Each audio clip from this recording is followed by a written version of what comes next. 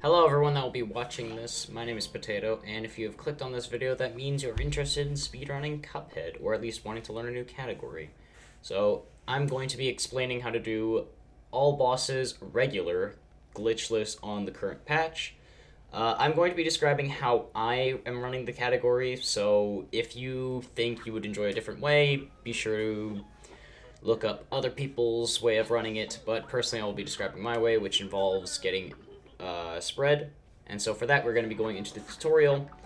We'll be doing it as fast as possible. As you can see, you want to get as many dashes in where you can to get the max distance and speed. And then you're going to want to, as you hit the door, click click pause, because that will act as both hitting the A button as well as pausing it, hitting exit to map because it's faster instead of having to talk to Elder Cat again. Then you want to get the 3 coins from Apple, and then you're going to go over to the shop. Now, in the shop, I do a glitch, which is hitting both A and B at the same time to buy an item and leave. Do not do that if you are running this game glitchless. I just did that for the sake of going faster while recording footage. But yeah. Alright, so the first boss we are going to be talking about is the Fruit Pack. It's a pretty self-explanatory boss. If you've ever run this game or even just played this game, you know for the most part how to deal with the Fruit Pack. Basically, just time your jumps against the potato enemy here. You can go for the parries if you want, though some people don't, just for the sake of, I don't know, just for the sake of safety. Then you're going to deal with the onion. For people unfamiliar with regular, the onion is the second phase, and it shoots projectiles from the top of the screen. There, you can see I didn't avoid it. And you want to just basically see where the raindrops are going to fall if any are going to hit you. Finally, you get to the carrot, who is pretty much just kind of RNG as far as where the missiles go. But other than that, you basically just want to keep jumping and shooting him in the face for the most damage out of the spread. Alternatively, you can use other weapons, like I said, but this is just what I use in the spreads. So there you go. A pretty decent kill. Though I kind of got hit by the potato and I missed that other parry, so it was a bit slower, but yeah. For the most part, a pretty easy boss. Nothing too technical about it. Yeah. The next boss we are going to be facing in this route is Ribby and Croaks, which on regular difficulty, if you've played this game on simple, is a bit different, as some of the attacks come out faster and are more plentiful. For the most part, though, you basically just want to get as close as possible to the bosses and just shoot them as much as possible. As you can see here, just clearing out the flies as quickly as I can. You have to be careful, though, because if you do damage the boss fast enough, it will not do a second attack. There you can see I got hurt because I got up too fast. It will not do a second attack, and it will have to go through a lot more of Phase 2 instead of what I'm going to be doing here, as you can see. Because usually if you get a full Phase 2, you have to go through at least 2 attacks. Otherwise, you can get it down pretty fast, and you will see it immediately goes into Phase 3 here. This little animation. You can continue getting some shots in, and just before they fully get into the machine mode, you can get a couple more shots in. So I was really lucky while getting footage for this, as it showed off the 2 more difficult things you can get from the slot machine. Obviously, there's 3 you can get. There's Bull, Tiger, and Frogs. For Bull here, basically you just want to keep seeing which way the flames are going, and generally you only ever want to EX when it's going down, or the flames are going up, that way you don't get hurt. Lions can be pretty difficult, but if you know certain tricks you can get by. Like me, I have a trick where you jump on the middle of the platform when the wall's up, and then you can slowly just tap twice and you'll fall off the platform without much risk, but it's pretty risky nonetheless. But yeah. So that is Ribby and Croaks. Again, not too difficult, but can still be iffy if you're not used to it in practice. After a quick run back up from Ribby and Croaks, we're going to be facing off against Goopy Legrande. You have to be careful about him, as he is deceptively annoying due to the speed of his jumps, as well as him like spacing out his jumps with random pauses and things like that. Otherwise, though, you want to basically just mirror his movements and get as much damage on him as possible. You can see I kind of anticipated him jumping again, so I did a jump and I messed up on some DPS. Other than that, though, you kind of really just want to hit him as much as possible. Again, I got hit, but I used that damage to boost myself into attacking him again. There, we got a pretty fast kill there, and now we're going to his Phase 3. His Phase 3 is this tombstone, which if you time it well enough, you can actually get the EX spread to hit. There you can see I kind of messed it up, but I still got it nonetheless. So yeah, again, not too difficult of a boss, these World 1 bosses, but there's still little tricks that you can do to make things a bit faster. The next boss, which is probably the hardest out of World 1, and the boss where you really start to get to bring some tricks into the run, is Hilda Berg. So for the most part, during this beginning part, you're going to really just be focusing on shooting her as well as not losing any health, getting any parryables. And you can see here, I intentionally get hurt, and then I do a plain missile EX to get a bunch of damage as it goes back, get a parry there. And then you kind of just want to avoid as much damage as possible so you can do more damage boost tricks. And so, even just having to sacrifice some safety, I go for a nuke there, just as she's about to phase transition. And usually, if you time it well enough, you can actually get her, or you can actually skip the Bowman phase, but I kind of messed it up there. But I still got a good one nonetheless. Took a bit of damage there by accident, because I forgot to continue dodging that star. And then we nuke again, going into her final phase. So the thing you want to be paying attention to is the UFOs, because there's two types of UFOs that can spawn. There are red ones and there are brown ones. The red ones, they go off the moment that you pass underneath them, as you will see right here. And the brown ones, as we'll see in just a moment, there it is, they go off a moment before you. Other than that, though, you kind of just want to time your missiles for the brown ones, as you cannot shoot through the laser beams they fire, and the red ones you can kind of just juke them out so they go off behind you. But yeah, that is Hilda Berg. Not too difficult, but still a risky fight if you go for the damage boosts. With Hilda out of the way, we are now on to the last boss of World 1, Cagney Carnation, which is pretty easy. Actually, I think she's harder on Simple, just due to some some AI stuff. So for the most part, you want to just get as close as possible and just scatter her in the face, or it in the face. Jumping also increases it as more of the shots hit as you jump, so getting a decent pattern or rhythm for your jumps is good. And you can see I do a jumping downwards at an angle, P shooter EX, and that basically guarantees safety during some of the attacks while also going. As you can see, I'm already down to phase 3 already. It's pretty fast. For the most part, at this point, due to the hitbox changing, you want to just continue shooting. I missed time to jump there, so I got hurt. But yeah, Cagney is pretty easy on regular if you know what you're doing, for the most part, so I recommend practicing that downwards EX, as even though it seems pretty simple, it can be deceptively in the middle of an intense fight, so yeah. Next up on the block is Beppy the Clown. So this one can be a bit annoying, especially some of the RNG. For the most part, though, there are some simple strats. Like for the first phase, you can kind of just go into this corner and keep shooting him. And if you time it just right, like you see there, you can actually avoid the crash animation. Though you'll generally always take that hit there when he backs up, unless he moves forward a bit. Then here, you're gonna want to just keep shooting him in the face, getting a couple jumps in to do that, as well as getting some scatter EXs, because if you time them right, you can do a lot of damage. I messed up there and I got hurt, which isn't too bad, but it can still be risky. Then you can just walk off the edge and just do a bunch of damage on this other form. I didn't get the fast kill, because usually you can kill him before he even gets to the second attack on his horses. Then I grab that EX as well as a quick parry there. I don't recommend going for that small parry on the front of the train, because it is risky, and if you mess it up with 1 HP, you can die, because you'll just get hurt by the train. And then here, it's basically just a DPS fest. You want to just do as many scatter EXs as possible to get all that damage. And then you can dash between these platforms if you time it correctly. Then we got the little penguin guys. You want to just try to focus on DPSing as much as possible, as well as focusing on where their shots are going to go, but you can bait them if you know what you're doing, so that the attacks go wide. But other than that, it's pretty simple. Other than a couple tricks that you can improve on, it's generally just a survive and don't get hurt fight.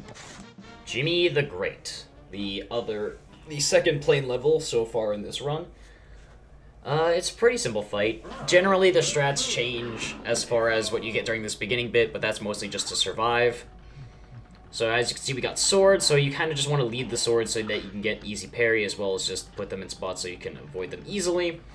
And then as he changes into his second phase, into that animation transition, you want to fire 2 missiles, because it'll do damage that carries over into his other his other form, which it might not look like it, but it does actually make a difference. Otherwise, for these saws, you want to hang back as much as possible because in this little space in every single pillar that you've created when you shoot the faces, they can't hurt you there, so that way you can see where the saw is going as well as the opening. So here, it's, again, you kind of just want to focus on not getting hurt as well as just doing as much damage. There you go, just avoiding the stuff as possible. And you see I'm saving Nuke when I got it pretty early in that fight, because you want to get rid of this phase as much as possible. So I'm saving it, and waiting for the puppet to come out, as well as leading the hat into a more suitable spot, because the hat will follow you until the attack starts, as you can see, and now it's just going to sit there, doing its attack, but I'm so far away at this point, as well as doing a cheeky dodge there, that it's not really an issue. Finally, I kill that off, and then just gotta worry about the hat flying off into space. The heads here are actually pretty simple. There's a small spot, as you can see right there, where nothing can really hurt you for the most part, or at least not the triangles. But then, when you're just, when you have to move because of his head attack, you can basically just move into the middle, and by then you will have already finished off most of his health, so you can kill him easily. But yeah, it's a pretty simple fight. Like, I didn't even get hurt there, and I generally don't like that boss, so it's not that hard. Baron von Bonbon. Probably the run in this game that has the most RNG involved in it with her mini-bosses and things like that, so yeah. As you can see in here, first off we get is the Jawbreaker, so for the most part you can basically just want to lead him around and just scatter him as much as possible. He doesn't have that much health, so he goes down pretty fast. The thing that's annoying about him is the length of his death animation, which can screw you out of some decent times if you get it. But there's not much you can do. Next we get Waffle, who, again, you kind of just want to lead it around as much as possible. As you can see, I kind of messed up and I forgot that it does that spread, or at least I thought I could dodge it. But I still get a relatively easy kill on it. So not much to it. And then finally we get Gumball Machine. So Gumball Machine, if you played on Simple, is a lot different, because he won't just run around the screen. As you can see, I got hurt there again, because I messed up. But for the most part, you kind of just want to do the same thing you did for Onion earlier in the run, which is basically just pay attention to where the projectiles are coming from. As she gets into her second phase, her second phase here, you kind of want to just use as many scatter EXs on her hitbox as possible to get some early damage. Other than that, you kind of just want to play keep away with this head here. And you want to be careful. I go for an EX there, which was pretty risky considering how close the head was, but I still get a quick kill. So yeah. You kind of want to save your EXs throughout the level, as using them on the mini-bosses doesn't really do much, and really is kind of a waste. The third flying level in this route is it's the bird boss, okay? So, at the starting bit, you can get a bit, at least like a card of damage before Wally actually shoots out an attack. Never mind there. Generally, I just got unlucky with the hand attack. As you can see, you can really hide from the eggs, like, scatter, by either knowing where they're gonna go or just hugging the back wall as much as possible. If you get pushed up into the top right corner, you can avoid it potentially by going into your mini form. As you can see, I can nuke into this to get a faster kill. And if I timed it correctly, as you'll see, I kill it basically at the end of this first, like, barrage of feathers right there. Next, we go into the child form. This one, you kind of want to just get as close as possible and just keep shooting it so that the eggs do not block as much damage. I missile there just to get a bit more damage through the eggs, otherwise it just blocks. Then we go back in, and then we go back out again. Again, you just kind of want to mirror the movements and follow it, kind of like Goopy. And then we got a fast kill there, or a decently fast kill.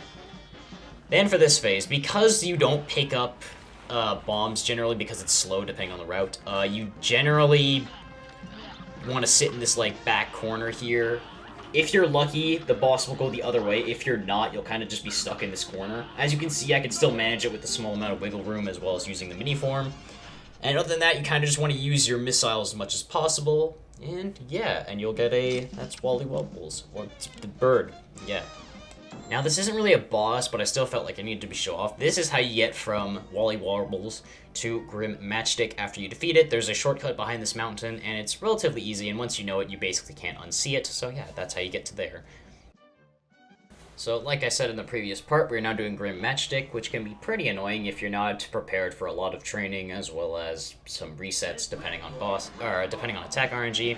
But generally, his first attack will always be the eye lasers, which you can parry or you can just avoid by like luring them into weird other spots. Other than that, you want to do as much damage as possible. If you know how to time it well, you can actually get the tail to just kind of go off into a random spot that won't really annoy you. Other than that, though, you just want to do as much damage. And you can see there we're already in a phase 2. I messed up and I didn't see where the platforms were below me, so I kind of just jumped off to my death and hurt myself there. Other than that, though, you kind of really just want to pay attention to where the fireballs are going to jump. Sometimes they can be random, other times you can basically just telegraph where they're going to go.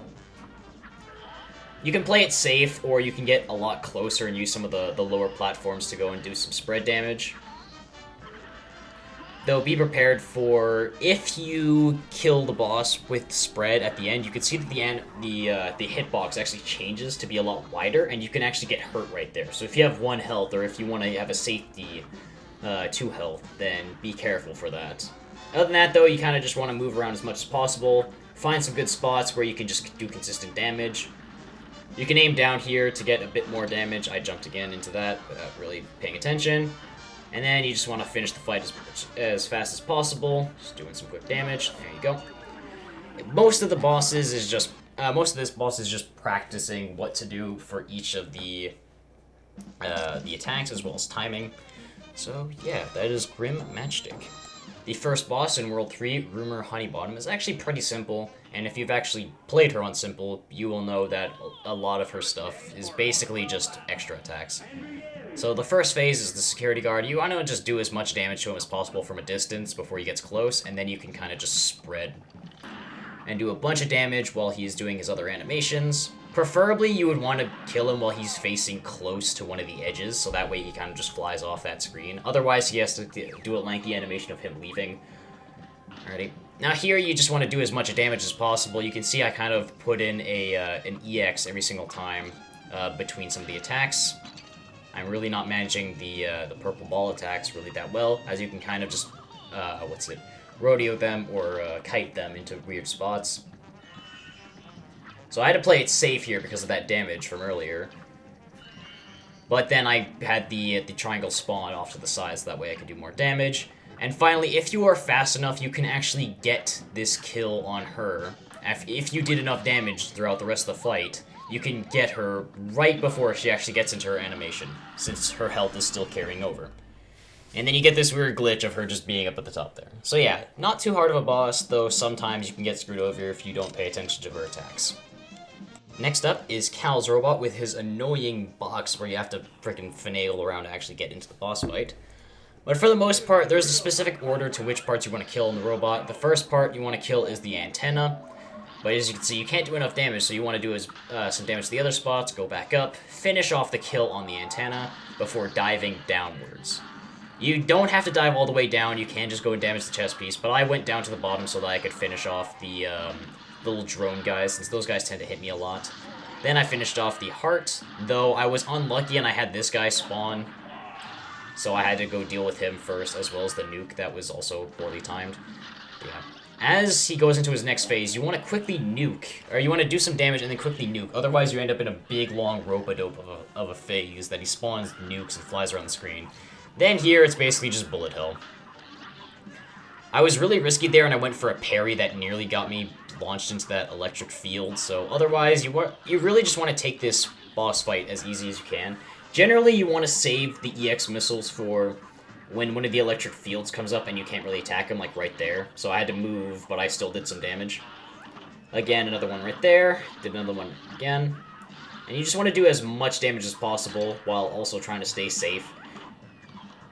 Generally, some of the attacks have some patterns to them as far as where the pellets will spawn, so you can just try to do the boss as many times as you can till you notice that. And yeah, that is Cal's robot. Not too difficult of a boss, but can be annoying if you don't know how to manage his attacks.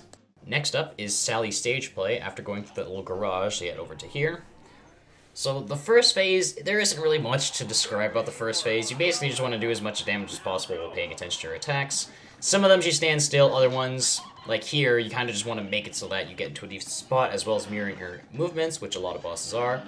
And then other than that, you kind of just want to abuse her limited attack range. I did a parry there that you don't really have to do. I just felt like doing it. And then we're already into phase 2.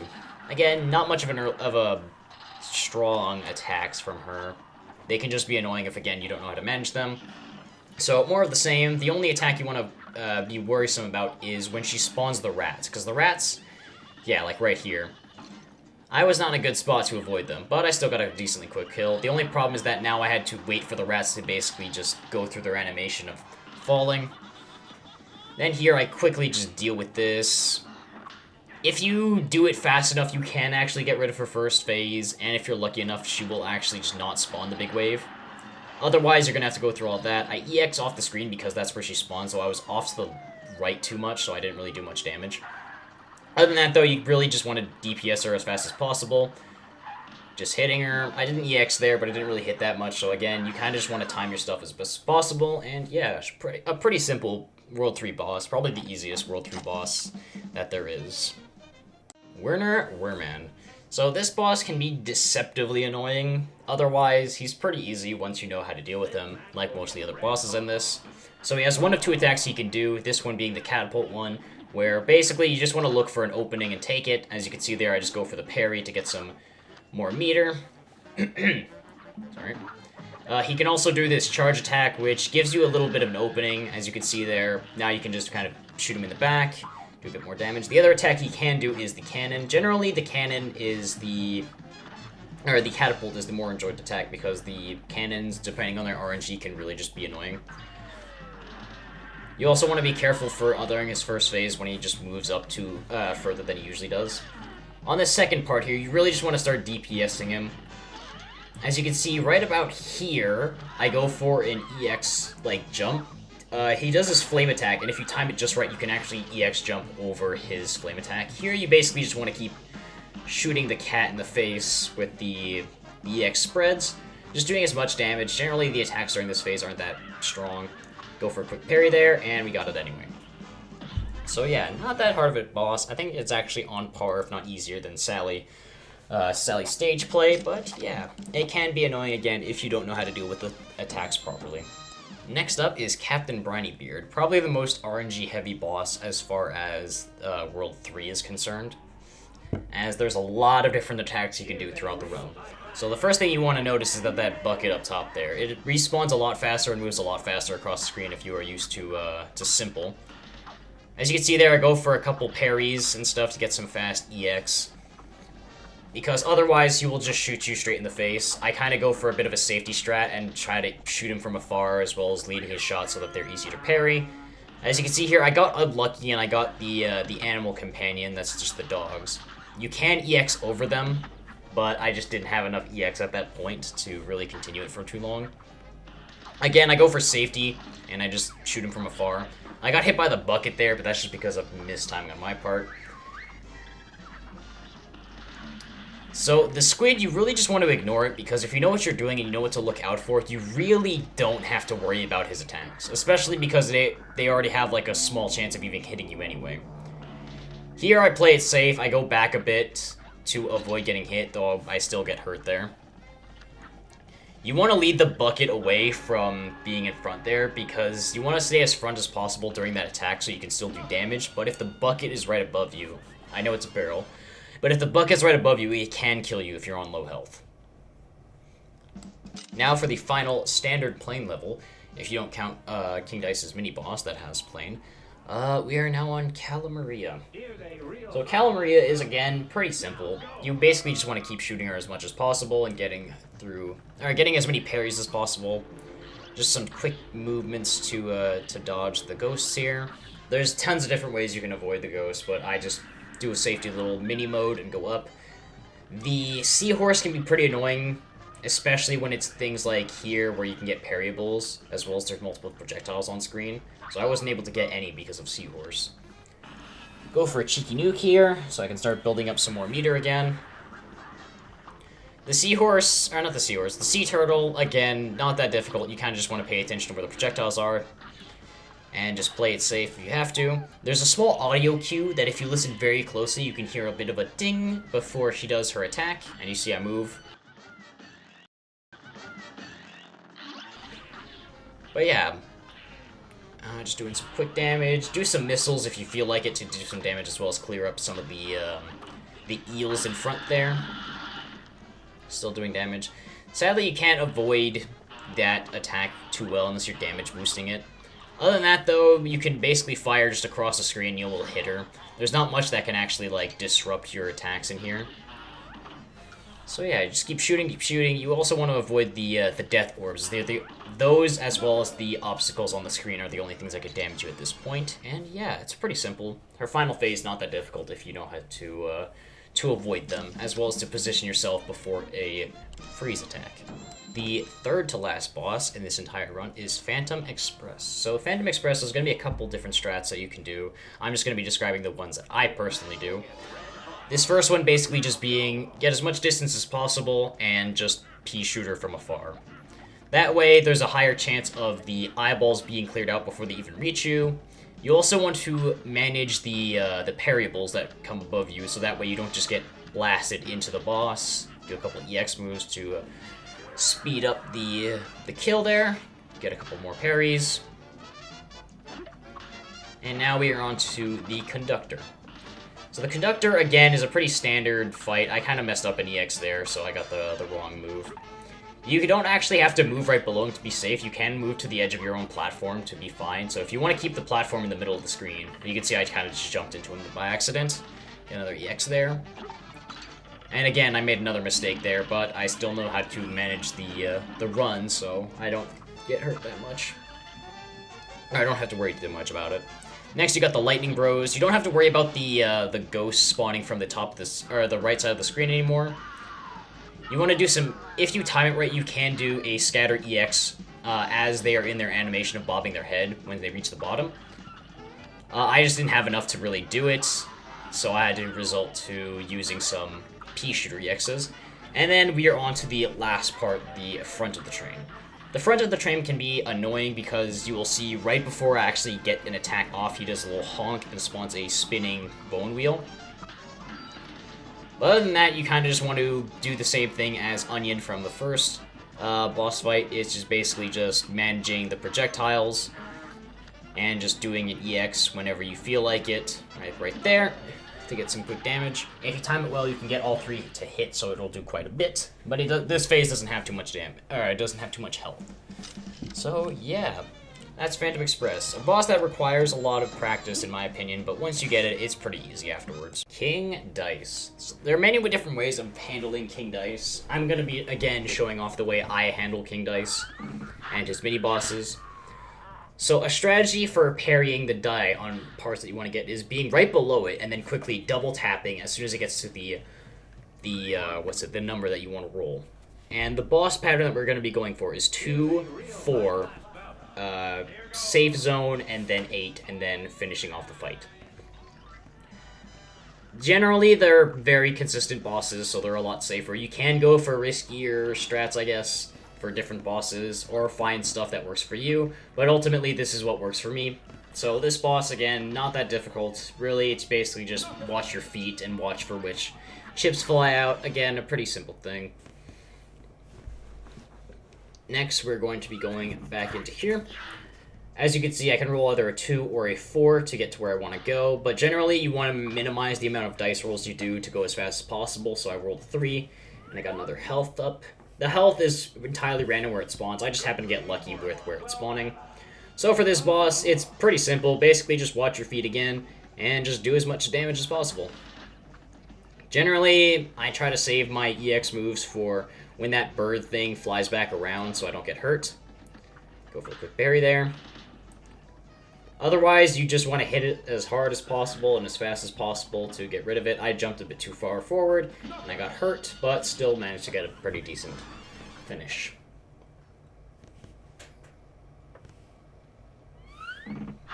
Alright, so we're back to King Dice. Now we want to roll a 3 again, going right below the die, timing it and seeing which number I have to go for, and how the dice is rolling, and then quickly double tapping to get a double jump and a parry at the same time. Again, doing it again right below, timing it, and then hitting it.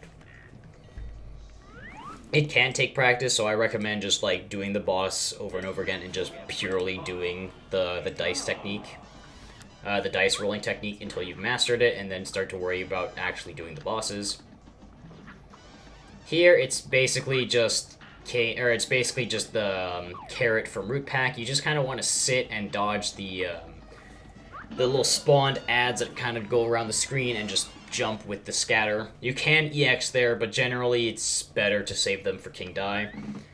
As you will see here in a bit, there are some techniques that are brought over from other bosses on how to deal with them. So we roll a 2 there to get to the safe zone, and then we just have to roll either a 2 or a 3, because it doesn't really matter. And we are done. Now we have to fight the man himself.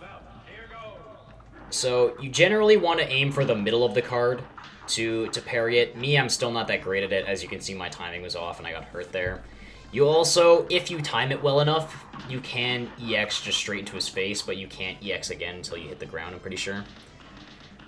When he's in his standard phase, you can't reach quite high enough to do a scatter EX, but you can just fire a pea shooter, which does decent enough damage to really warrant it. So yeah, there you go, that's King Die. Again, I recommend practicing him a lot, as some of his little tricks and nuances can be annoying. Alrighty, as you can see, we're actually back at King Dice, and I just want to show off another way you can finish this boss. So again, using the same technique I described earlier, you're going to want to jump from underneath, and this time we're going to go for 3, 5, the safe zone, and then finish off at 8. So 3, as you can see, is a cigarette guy, or cigar, and you kind of just want to keep shooting him while avoiding the spirals. You can risk it by jumping early to get some scatter damage. So you just want to keep shooting him. Boss is relatively simple, though his attacks can be a bit annoying due to their pattern of just rotating around. There you can see I went too far and I hit right into him. That's one of the risks you take if you try to go in for some extra damage. There I got a bad pattern. I didn't get a chance to jump through due to the cigarettes. But yeah, again, not that difficult of a boss. If you happen to stumble upon this one by rolling the dice, you don't feel too discouraged about it. Really, the hardest one out of those first 3 is number 1.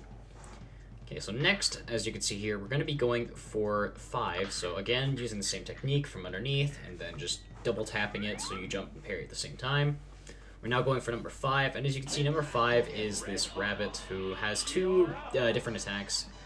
The first one that we're going to see here is the skulls, which easiest way to avoid...